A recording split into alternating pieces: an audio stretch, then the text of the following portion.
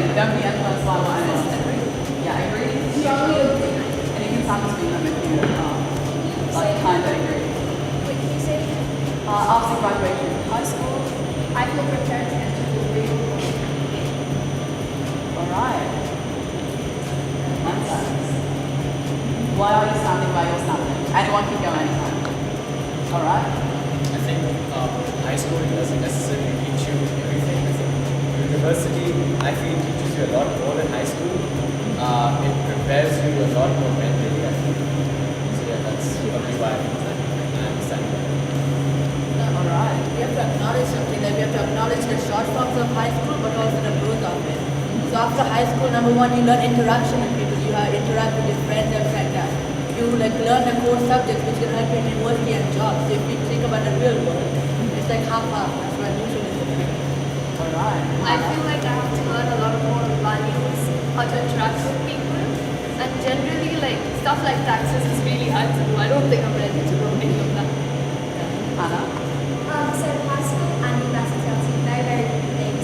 In school, we follow the exact structure. You've got stage 4, stage 5, which are the higher years. Then university, you've got a lot of different skills that you have to learn in order to go to the system.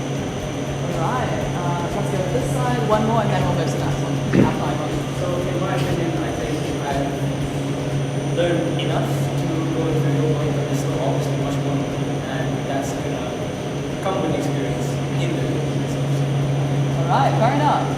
Alright. Great answers. The next one is an interesting one. You have to go back to the. Yeah. I think I am better or more skilled than the average person. I think I am better or more skilled than the average person. This little reflection moment. Be honest. How do you define that? Your average system. Depending on our standards. Yes. Great. What do you think? Yeah. On the neutral, because I don't think you can assume to be better than the average, because everyone's different, are good at different things. So if you're saying you're better than average, then you just have to be better at things that you're already good at, which everyone has that one particular field, so you can't really be better than someone else. Alright. Yeah. It depends as well. If you look at the average person, let's say at 30 years old, I might be better than him in math, I might be better than him in science. But he has more real life experience, he has more job experience, he has more interaction with other people, networking and everything like that. So I would be slightly worse, so I need that experience. The greatest thing is experience to be better. So that's why I like lightly disagree. Yeah, just go ahead. For me personally, I learn things at a really slow rate, but I don't want to be like strongly disagree where I think that, oh, I'm horribly at it, because I do have something that I know that I'm pretty good at. So it's just that I'm lacking things like experience and speaking skills, and if I had those, then definitely I'd be on the side. Alright. Even though everyone's different, I think you can have an average using all aspects, so combining sports, education, whatever extracurriculars. And most of my friends, or at least the people I've met, like academically they're pretty good, but then in terms of other aspects they usually lack. For me it's the opposite.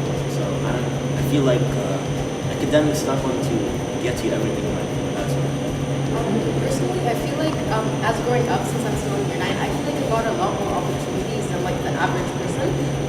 And like there was like a lot of clubs, and especially in my old school as well, there's a lot of clubs and everything you could join for activities. I think someone else stated that everyone is skilled in like different things. Like someone could be like really good at drawing, but then they take like business and ICT GCSE, so they don't really get to express that skill. So I just believe that I got more opportunities and I'm able to do a bit more than the average person. Alright, let's do one more. Correlating with Fatia's point, everyone is good at something, it's coding or it's playing sports. So I don't think we should compare ourselves. For me personally, I've learned not to compare myself with other people, and rather just stick to what I can improve on what I'm doing. Alright. Okay, Hannah, final one. I think that regardless of skill set, you function in the environment. So your environment kind of dictates how well you do, and then also how you approach the scenario. So different Right, you're next wrong. Interesting answers.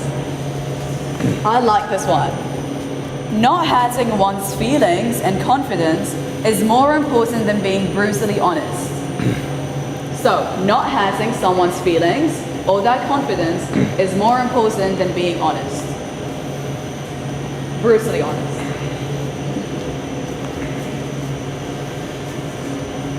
Oh, we're moving this side. All right, what do you say? Yeah, let's go. Should I start? He wants to go. And then you can go. In my experience, in my friend group, we flourish of being brutally honest with each other because then we can point out the beautiful flaws in different people. And then they notice that and try to change themselves for the better quickly. I think that's something. All right, yeah. I think that sometimes it's good to consider people's emotions, but if you're being completely brutally honest, then you're also like hurting them very badly, and which might them demotivate them even more and like dishearten them from you. So it's okay to be honest to like help them see out their flaws so they can improve, but it's also be considered on their side to like, it's okay, I get what you're coming from, and like help them in also a kind way. You can't just be like, oh, that's really bad, and that they'll just not try to do that ever again. All right. So I'd rather be part of like the person's change than like just, you know, let them go. Like if they do like a speech or something and they didn't make eye contact, I'd rather tell them all the flaws rather than them just, you know, going around making these mistakes so they could grow as a person. And I'd like personally like to be part of their change rather than like, you know, be honest and tell them. Okay. You can go ahead. Yeah, it depends really on everyone has it differently. So again, as it is said, in a friends group will be different than to be as someone else. So as in a friend group, we're like brutally honest to each other's faces. If we did bad, we'll say you did bad. But if someone is bad at speaking, right, maybe it's better to explain them in such a way, learn them more. And then some people, they thrive of being like, you know, if they are criticized, while other people, like, they feel really bad and then they feel demoted if I criticize someone. Like the first time they try public speaking, they didn't make eye contact. If I say brutally honest to them, that was a bad speech, you didn't make eye contact, they'll feel demotivated. They'll be like, I don't want to do public speaking anymore. If I tell them you did great, but what you could have done is improve like that a little bit in a different way, not being like too brutally honest, but still being honest, they would like feel more confident while also like listening and trying to learn more things. All right. Like being brutally honest was like being kind of harsh, which, as you said, it differs with different people. Like I have no problem with being harsh with a friend because I want to grow. But even if I want someone else to grow, I wouldn't be harsh about it. I have to be gentle about it. I wouldn't tell my boss. I wouldn't tell my boss it's too much. I would say I'm more gentle. I think That's being a few honest- Yeah. I think being honest is crucial though for things to actually work, because if you just take feelings over actual mistakes that you don't point out or anything, how are things actually going to function in the real world? Yeah, you need to be lenient with some people, different strategies, but then at the same time, you can't just take feelings over what actually needs to be done every single time. I think you like truly understand it once you actually manage something, because that's when all the responsibility comes to you whenever something goes bad. So in order to like take that responsibility properly, I think honesty is crucial. Yeah, but you don't have to be brutally honest. At times you have to be brutally honest. Depends on the person and the situation that you're in. Yeah. Great. So brutally, I think brutal would be a strong word. I think if we just stick to honest, as he said, sometimes we need to tell them that yeah, what you are doing is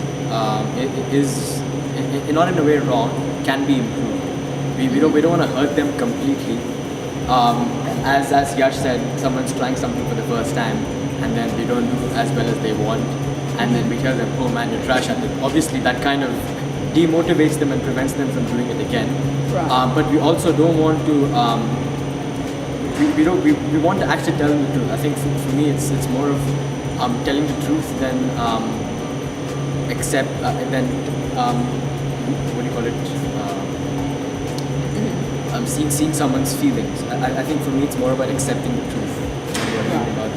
Yeah, and the final one. According to me, like, you should correct people's mistake in private because you don't know how a person is gonna take whatever you say to them. But it also depends on the kind of relationship you have with the person.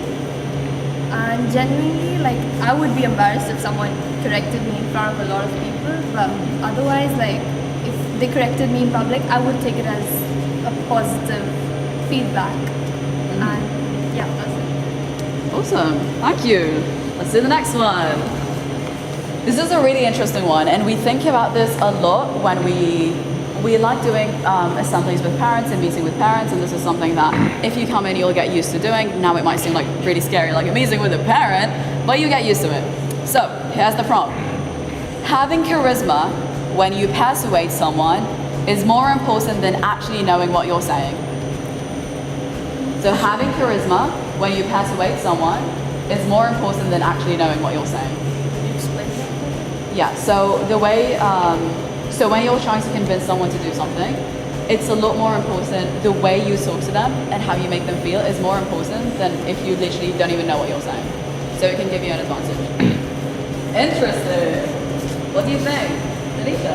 I think one of the best ways to be memorable is how you make someone feel, right?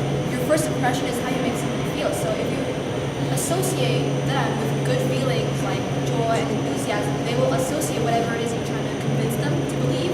They will associate that with those emotions. So like, let's say I want to convince a parent to sign their children for NUMMU, and we present the course in a very optimistic way.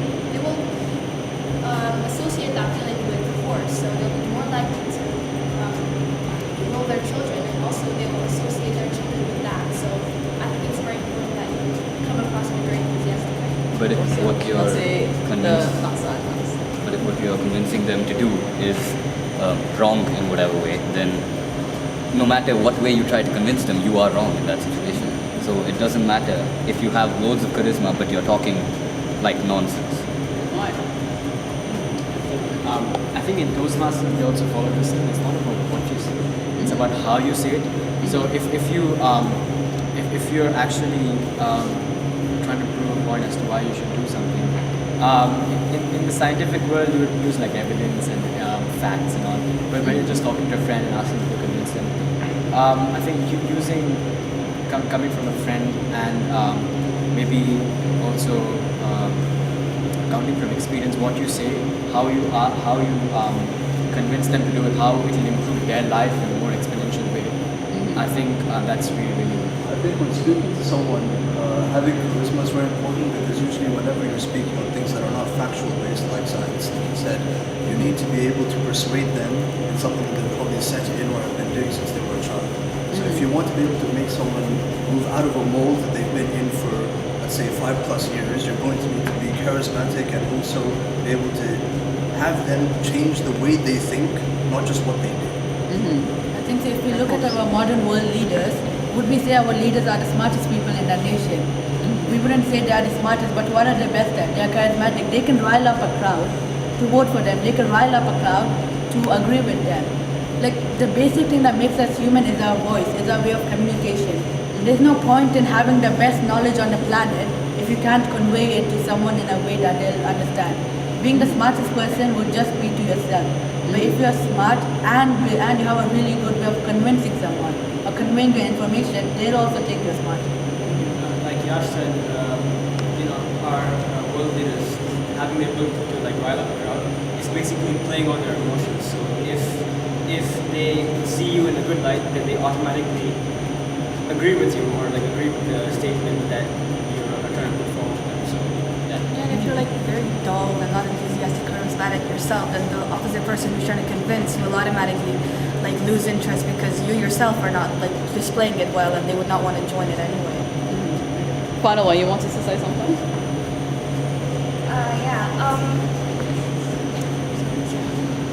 Sorry. No worries. No worries, you just explain what you think. It's just a So, chill. as important as it is to be charismatic, it's also important to know what you're gonna say, because you could be saying a bunch of like nonsense and people could not understand what you're saying. Like, or you could be saying something that's really mean, and you could be saying it in a really peppy way, and people would think that you're being passive aggressive. Like if you're working in a group and you're pointing out something that's wrong and you're saying it in a really peppy way, people are gonna think that you're passive aggressive and you're just kind of just bossy. Because you don't want to show that you're bossy, because you want to keep the position you're in. Right, thank you everyone. All right, let's do a few more. So so going back, this one is really interesting. And actually, what inspired me to say this is yesterday I was having an interview with one of the NUMMU students, and then we were having a public speaking practice. And then in a mock interview, she's like, I have a dark side. And I'm like, huh. So this is the prompts. I have a dark side. You can think of this however you want. Okay. What do you think? Very strongly agree. So I'm a very emotional person. So if something triggers me, I will let out my dark side at a certain point because, you know, like I said, I'm very emotional. So yeah. We're all humans. We all have very different kinds of emotions, and especially extreme ones. We can be really happy, charismatic at points, but like at some points we just hit bottom. Yeah. So we all probably have dark sides. Some people show it very often. Some people don't. Let's do one more. Okay, two more. You go. For me, I know a lot of people who, on the outside, they're very cheery, happy people, but when you get to actually know them, they're very like angry, or not very angry, but like very pessimistic type of people. But they're all the way how they talk and the way how they express themselves in the like the normal people's eye is like very cheery. So people get the idea that they're very like a nice person. But for me, I'm not sure about like I know a lot of people have it, but I haven't like I don't know. I'd say like explored enough to know if I have a dark side or anything like that. No. And finally, Hannah. Sorry, we'll do a few more. I think that to have dark side could like often be correlated with like negative qualities, and I think that if she connected with you like on such a level that she's comfortable telling you like, hey, I have a dark side, I have like such and so negative qualities, then I think that she wouldn't necessarily let them out, but she would more like explain them and try to like go. Awesome. I think everyone has a dark side, even if you're like Last thing a is- person like Voldemort. Everyone has some kind of trigger or alarm, and beyond that, they kind of let out the emotions, as Aiden said. I think everyone has some sort of a dark side. It's like, what do you define as a dark side? Yeah. It's like, All right, let's do two more because time is running out. But great answers. If we had a philosophy class, you guys would do so well. All right, providing excessive value in a business is more important than generating profit. So providing excessive value is more important than profit. What do you mean by value? So you can define value is maybe helping the community or giving free products and free services and such. So giving this free is more important than generating profit. All right, let's start that side again. So when you invest in something, when you put values in something, you always expect like to see something out of it. So when you're putting a lot of work into something and you don't see a result, it can often be really, really discouraging. But I feel like if you provide, I feel like the value that you are putting in might not be as sufficient or might not be up to standards. So like it's quality over quantity. The amount of value that you put in has to be of quality. It shouldn't be just like that. All right, fair point. I'd say it depends on the size of the business. If you're a titan like Samsung or iPhone, it doesn't really matter your product or your community as much. You're already such a staple that people will buy your product anyway. So profit would be the largest margin for a company like that. If you're more of a small in-town community based business, then you would want someone who can provide more value as opposed to profit, because that keeps people coming back to you. I think Yusuf made a really great point with being a titan of the industry. So to get there, or to get like to a certain level, you need to provide good quality, so people will come back and get your stuff. I think it's about impacting the world more rather than generating like a profit for yourself, because I think the happiness that you get from impacting the world with like free education, free products and all, I feel personally for me that's far better than like generating a profit. And like if we see at if everything was for profit, then why do we have NGOs? Why do we have humanitarian groups here? So if we do something for the people, what do we have? The people do something for us. They are returning businessmen. They might be famous people. They would give us donations, for example. If we make them better, they could make our environment better. And as we see as humans, the most important thing about us is the environment that we live in. If we live in a clean environment, then the humans themselves would be better. But if we live in a dirty, a warfare, a hateful environment, then the humans would be like that as well. So if we change the people, we change the environment. Very quickly, let's have this on. Great points. Why would it be a business then? The point of a business, well, obviously there is a product and the product has to be good for there to be a profit. But also it's a business, it's not a charity. You have to have a profit for it to still be a business. At this point, I had the exact line on Shark Tank. yeah, it's a charity. If you want happiness, then start a non-profit. If you want profit and a good product, then business. Really interesting hearing the different opinions. Yeah, go ahead. I wanted to counter, argue, I guess, about what he said.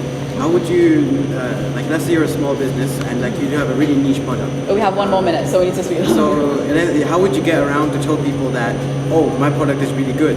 Let's say the niche product is actually very expensive. So how would you get people to convince them to buy your product if they don't know about it, they have never heard of it, and they don't have any information on it? So you need to, sure, you might lose money in the beginning, but you need to lose money to make money, I guess. So I'd say having the value of word of mouth and recognition is more important than having a stable income. I think both of them Yeah, let's have one sentence each. It depends on the kind of business you run, basically. So if you're running, can I go? Yeah, thanks. If you're running like a NGO, that's basically the point of your business. But if you want money, you have investors that you're supposed to give back to. So why would you? I think both of them are equal, because if a business's point is to earn and make profit, but if you don't have a good relationship with the people, then you're not going to accept profit because they're not going to come towards you to buy your product. So you need to have a good relationship with them to come to you and trust you enough to buy your stuff to increase your profit rate. This question is kind of vague, so I think it depends on the business owner themselves, their intentions, why they actually started the business. But in most cases, people usually start businesses with the aim of making money. So that's why I think money is definitely way more important than excessive value. Very quickly, I feel like profit and values kind of correlate, because if you want values and you want to give back to people who are buying it, you need money to do that. And at one point, you could keep giving back, you could have better values, but at one point, you're gonna not have enough money, maybe, and then you wouldn't be able to give back, and then your business is gonna collapse. And then basically what everyone else just said. Awesome. Thank you. Now, one final thing, because I know that some of you might go and think, oh, I should have spoken more, because I would do that. Let's do this one thing where the prompt accepts everyone is going to come here and give it in literally 30 seconds or less. The prompt is, I deserve to have a spot at NUMMU. And the reason I'm saying this isn't to say, oh, we are Harvard, we're so cool, and you need to deserve to have a spot. This is not me saying this. This is me saying this because I really value my team. I think they are really hardworking, and all of the people that I work with, I respect them so much, and without them, I wouldn't be able to do what I'm doing. Literally from the people who filmed the videos, from Denisha, obviously, who everyone knows, to all of the people working in NUMMU, be it they live in the UAE or not. I have so much respect for them, and I think that they are some of the coolest people I've ever met. So if you want to be a part of them, you've got to keep up the same level of work. Otherwise, it wouldn't be fair to work together and have these really amazing people if you won't kind of put your all into it. So everyone literally in 30 seconds can give this, and this can be your final thing. Let's start this way and then we'll go. So basically I'd like to work with NUMMU because I love their mission, I love their idea, because me as a person, I used to be very close, not speak a lot in social situations, until maybe last year where I started watching self-help videos on YouTube and stuff. So that helped me gain my confidence, so I would like to do the same for other people as well. NUMMU as a company, for its values, requires creative people and people that need to think outside the box in order to be able to contribute to the world, and I think that's where I fit in.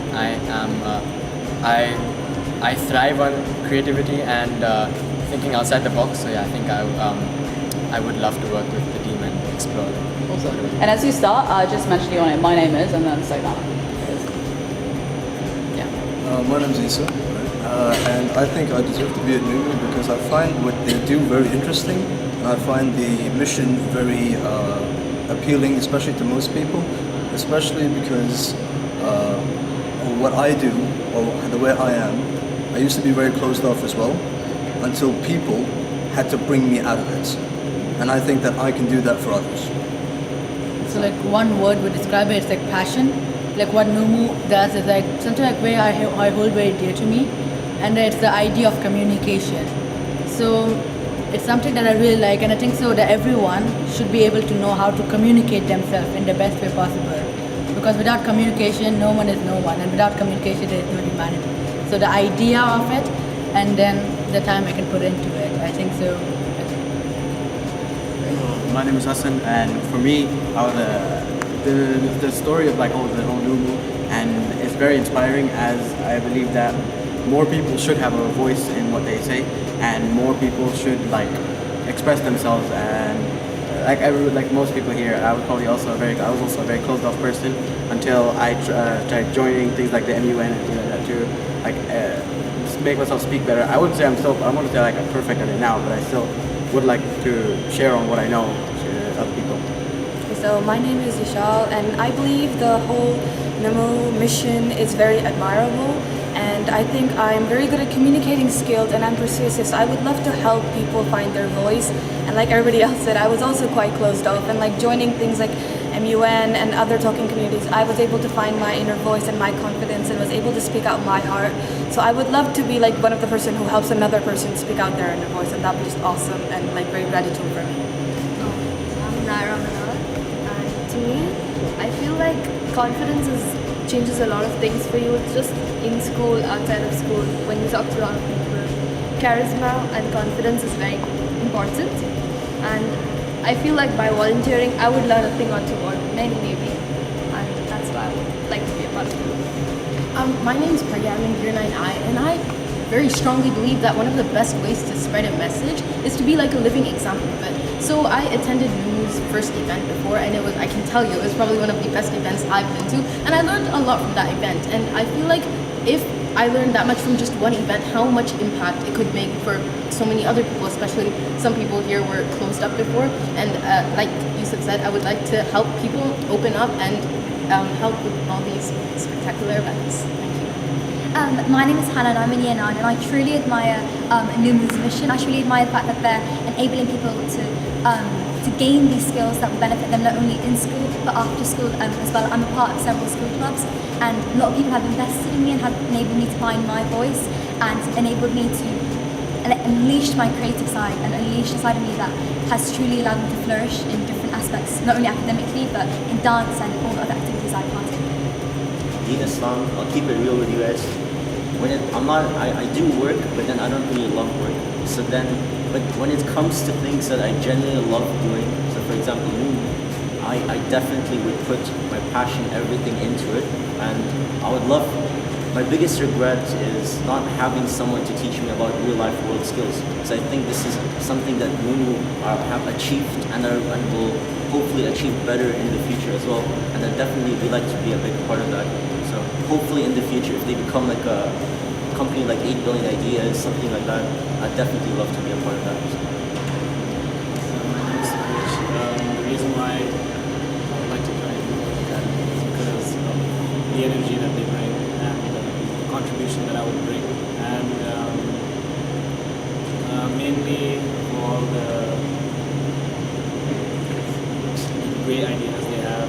And these past few years I've been I had no confidence in myself, and just a few months ago I started joining MUN, and without the help of my friends I wouldn't have gained my confidence that I'm right now. Right now I'm speaking, and yeah, so like everyone here said, I was also very introverted, right? Like my friends, I wouldn't be able to talk to anyone in real life. Once I came out of quarantine, I couldn't function. And now the way that I am, I keep thinking like, even if one thing went wrong, I wouldn't be here. So like the ability to provide a more efficient and better way to come out of this introverted self of yours is something I would like to provide for everyone. My name is Sistine. I'm an 11th G. like the thrill of having a lot of things to do, so it's not boring. The reason I want to join NUMMU is mainly because of how I see you guys work on like Instagram and stuff. You guys are all working together. It's like you're all friends. It's not like there's like a hierarchy that you have to follow like you have in school, and it's like really free and it looks really fun. And I kind of want to be in that type of environment. Being in like a school environment where I have to respect the teachers like way too much, where I feel like I'm being trapped or like I'm in a prison. It kept my voice in for so long that like until I started joining all these clubs, I couldn't be actually like be able to like speak out. And then we had the fashion club, which was the very first club that I joined, where it was just completely like student led, and it was so much fun because we got to like speak up and we got to share ideas. And I want to be part of something like that where I can not only help others but also help myself. Awesome. Oh my god, everyone is so unique and this was really great to listen to. I feel really inspired. I feel like we all have one thing in common, like we're all like kind of closed off, but then we kind of unleash ourselves. Like that's who I am. Like I relate with all of you so much. I feel like it'll be great. Round of applause for yourself. Yeah. Thank you for opening up to us and for letting us into your thoughts and your ideas. Every single one is valuable, even though there were different people on literally opposite sides of this spectrum. The fact that we all have the same mission and that everyone is just so unique, but we have the same values is just so cool to me. And it was such a fun experience. Yay, made my Jubilee dream in real life.